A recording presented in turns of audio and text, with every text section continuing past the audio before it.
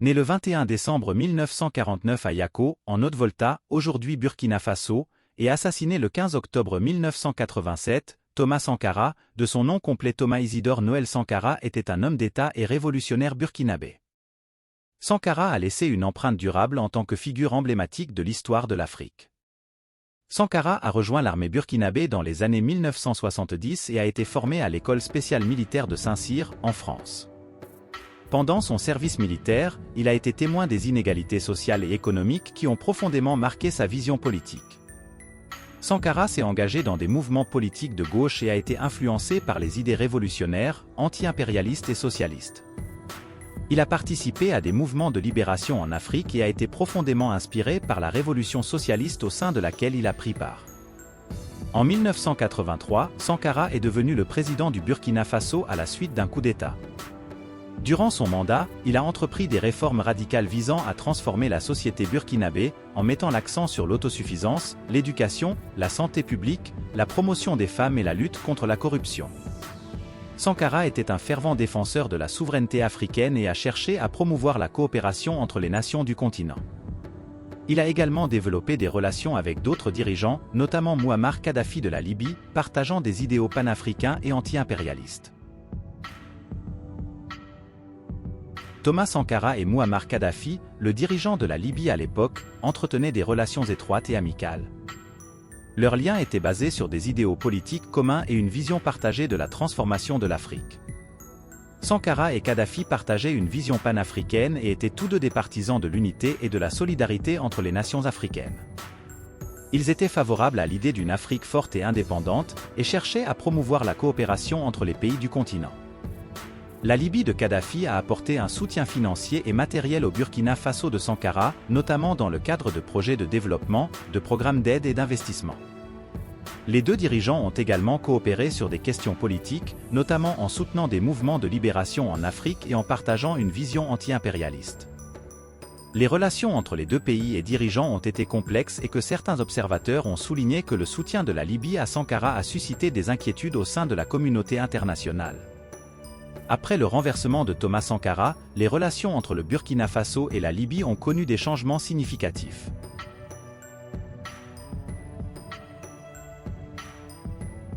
Avant l'arrivée au pouvoir de Thomas Sankara, le Burkina Faso, alors connu sous le nom de Haute-Volta, était confronté à plusieurs défis socio-économiques et politiques.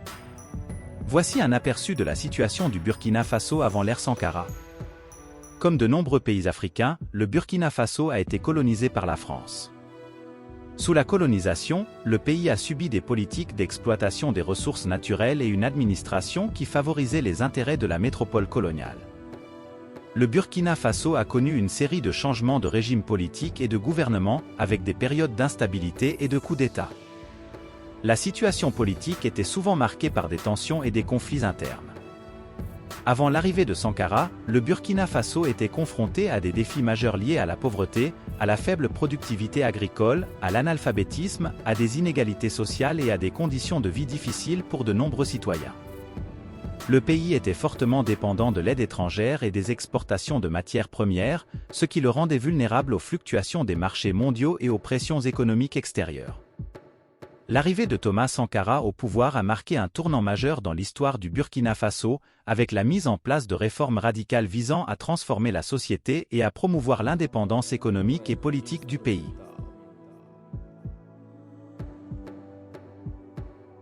À son arrivée au pouvoir, Thomas Sankara devient un leader révolutionnaire et homme d'État burkinabé. Monsieur Sankara a mené une révolution populaire au Burkina Faso, qu'il a renommé pays des hommes intègres. Il a prôné des idéaux de justice sociale, de lutte contre la corruption, de promotion de l'autosuffisance et de l'émancipation des femmes. Pendant son mandat, Sankara a entrepris des réformes radicales visant à transformer la société burkinabé. Il a nationalisé les terres et les ressources naturelles, engagé des programmes de vaccination de masse, encouragé l'alphabétisation et la lutte contre la désertification, et a cherché à promouvoir l'indépendance économique du pays. Thomas Sankara est souvent salué comme un leader visionnaire et inspirant, notamment pour sa lutte contre l'impérialisme et le néocolonialisme en Afrique. Son héritage est marqué par son engagement en faveur de la justice sociale, de l'égalité des sexes et du développement autonome de l'Afrique. Malheureusement, le mandat de Sankara a été interrompu par un coup d'État au cours duquel il a été assassiné en 1987. Son décès a suscité une grande émotion au Burkina Faso et au-delà, et il est demeuré une figure emblématique de la lutte pour la justice et l'émancipation en Afrique. Thomas Sankara demeure une figure emblématique de la lutte pour l'indépendance et la justice sociale en Afrique, et son influence se fait toujours sentir dans les mouvements progressistes et révolutionnaires à travers le continent.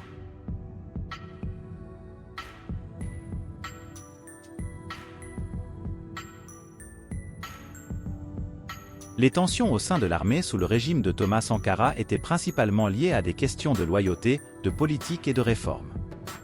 Sankara avait mis en place des réformes radicales au sein de l'armée, cherchant à éliminer la corruption, à promouvoir la discipline et à renforcer la loyauté envers le régime. Ces réformes ont suscité des réactions diverses au sein de l'armée, avec certains éléments soutenant ces changements et d'autres s'y opposant. Les réformes sociales et économiques initiées par Sankara ont également eu un impact sur l'armée, avec des changements dans la structure de commandement, les politiques de rémunération et les avantages sociaux. Ces changements ont pu créer des tensions parmi les forces armées. Il existait des divergences politiques au sein de l'armée, avec des officiers et des éléments de l'armée partageant des opinions divergentes sur la direction que prenait le pays sous le leadership de Sankara. Ces tensions au sein de l'armée ont contribué à l'instabilité politique et à la fragilité du régime de Sankara et ont finalement joué un rôle dans le coup d'État qui a mis fin à son mandat. Au sein de l'armée de Thomas Sankara, plusieurs idées divergentes ont émergé, ce qui a contribué à des tensions et à des divisions au sein de l'institution militaire. Voici quelques-unes des principales sources de divergence. Sankara a initié des réformes radicales visant à transformer la société burkinabé, notamment en remettant en cause les privilèges traditionnels, en promouvant la redistribution des terres et en cherchant à éliminer la corruption. Certaines factions de l'armée, en particulier celles qui étaient plus attachées à l'ordre établi, ont pu être en désaccord avec ces réformes. Sankara était un fervent défenseur de l'idéologie révolutionnaire, anti-impérialiste et socialiste. Cependant, tous les membres de l'armée ne partageaient pas nécessairement ces idéaux. Certains officiers et soldats pouvaient avoir des perspectives plus conservatrices ou être opposés à une transformation rapide et radicale de la société. Les liens de Sankara avec des dirigeants étrangers tels que Mouammar Kadhafi de la Libye et d'autres figures controversées ont pu susciter des inquiétudes au sein de l'armée et de la communauté internationale. Certains membres de l'armée pouvaient ne pas approuver la direction prise par Sankara en matière de relations extérieures. Ces divergences ont contribué à des tensions au sein de l'armée et ont finalement conduit à des événements tragiques qui ont mis fin au mandat de Sankara. Les raisons du coup d'État qui a renversé Thomas Sankara sont complexes et ont été le résultat de divers facteurs politiques, économiques et sociaux. La mise en œuvre de réformes radicales par Sankara a suscité des oppositions au sein de l'élite politique et des forces armées. Certains groupes et individus étaient mécontents des changements initiés par Sankara, ce qui a contribué à la montée de tensions et de dissensions. Les réformes économiques et sociales de Sankara ont remis en cause les intérêts établis, y compris ceux des élites économiques et politiques. Ces intérêts contrariés ont pu jouer un rôle dans la planification du coup d'État. Des tensions au sein des forces armées, y compris des mécontentements par rapport aux politiques de Sankara, ont contribué à la fragilité du régime et à la possibilité d'un coup d'État. Il est également possible que des pressions extérieures, y compris des intérêts géopolitiques étrangers, aient joué un rôle dans la planification ou la facilitation du coup d'État.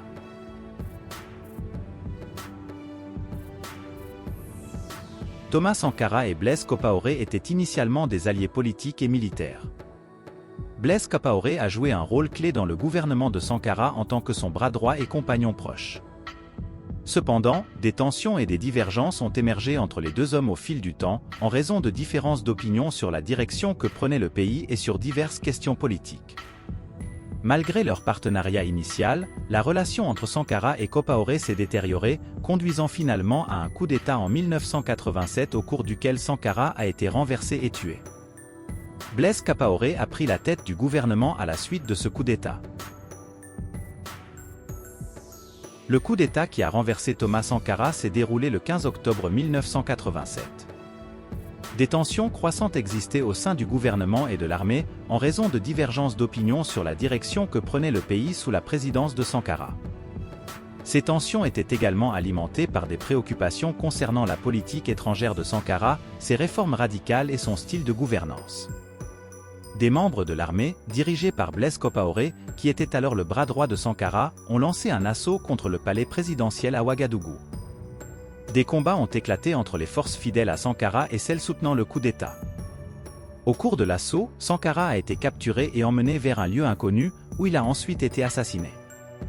Ce coup d'État a abouti à la prise de pouvoir par Blaise Compaoré, qui est devenu le nouveau président du Burkina Faso. Ce coup d'État a marqué la fin prématurée du mandat de Thomas Sankara à la présidence du Burkina Faso, mettant fin à une période de réformes radicales et de changements sociaux initiés par Sankara.